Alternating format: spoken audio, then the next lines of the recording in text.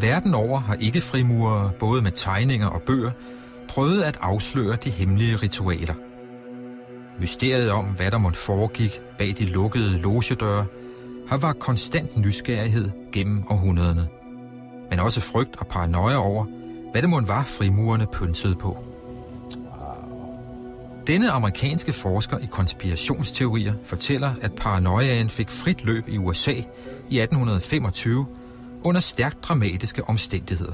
There's a disgruntled Freemason in New York who writes a book exposing the secret rituals of the Freemasons, and he is mysteriously killed. And the immediate allegation is that the Freemasons silenced him. And nobody really knows. Maybe yes, maybe no. The evidence is thin. But then there's basically an anti-Masonry party is formed in the U.S. and it sweeps through several states and becomes politically powerful. So the anti-Masonic movement grew very large in a number of states. They ran candidates for public office all the way up to the presidency. They were highly influential in a number of state legislatures in America at the time. So this was not a tiny, marginal movement. This was a major political movement in the United States, the anti-Masonry movement. Folk frygtede, at der bag frimurerne gemte sig en endnu hemmeligere loge, kaldet Illuminati, som ville omstyrte samfundet.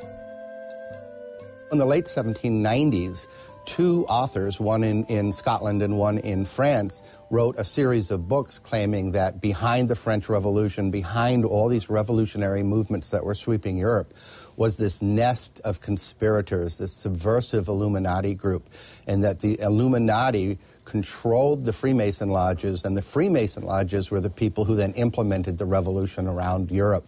And so this became then the central conspiracy theory of the modern times.